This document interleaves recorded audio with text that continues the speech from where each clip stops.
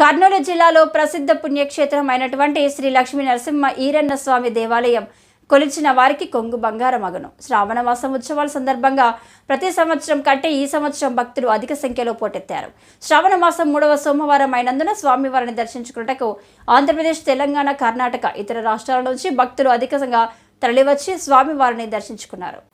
అలాగే స్వామివారికి భక్తులు నైవేద్యం వంటలు వండి పూజలు చేశారు. ఉరుకుంద దేవస్థానం ప్రధాన అర్చకులు పూజాన స్వామి మాట్లాడుతూ సెప్టెంబర్ 2వ తేదీ అమావాస్య రోజున స్వామివారి పల్లకి దేవస్థానం నుంచి బయలుదేరి కందుకూరు పక్కన ఉన్న తుంగభద్ర నదిలో స్వామివారికి పుణ్యస్నానం చేసి అభిషేకం, భక్తులు స్వామివారికి పూజలు చేసి మధ్యాహ్నం నుంచి స్వామివారి పల్లకి తిరిగి రాత్రి దేవస్థానం చేరుకొని స్వామివారికి మంగళహారతి ఇచ్చి పూజలు చేస్తారని అన్నారు.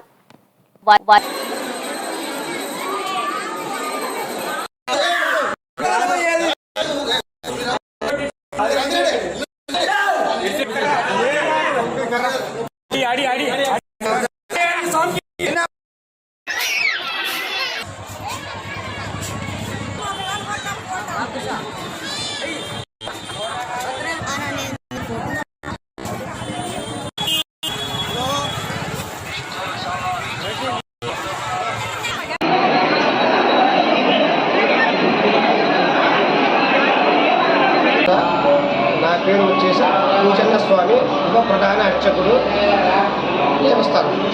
ఆయన శ్రీ గురుకుంద స్వామి, శ్రీ నరసింహ ఈరన్న స్వామి దేవస్థానం గురుకుంద శ్రావణ మాస ఉత్సవం. ఈరోజు శ్రావణ 3వ సోమవారం కదా స్వామి, ఈరోజు విశేషంగా ఏముంది? ఈరోజు 3వ సోమవారం సందర్భంగా మహామంగళహారతి, అభిషేక పూజలు, ఇతర పూజలు చేస్తున్నాం. అక్కడ వాళ్ళు కలశాలు స్వాగతాలతో స్వాగతిస్తారు.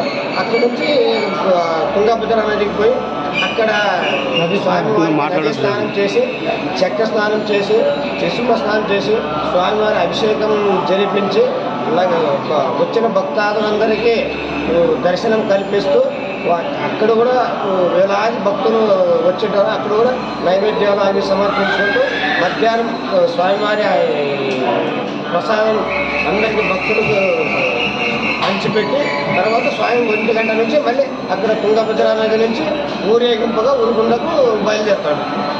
అప్పుడు ఇక్కడ ఏమైనా విశేషం జరుగుతుంది? ఇక్కడ ఉరుకుందకి సాయంత్రం 6 గంటలకు ఉరుకుంద పురవేరులో వస్తాడు.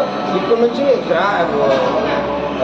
గ్రామస్తులు, దేవస్థానం వాళ్ళు, గ్రామస్తులు కలశాలతో దేవస్థానం పూర్ణ కుంభంతో స్వామివారికి పల్లకి ఉత్సవాన్ని ఆహ్వానిస్తూ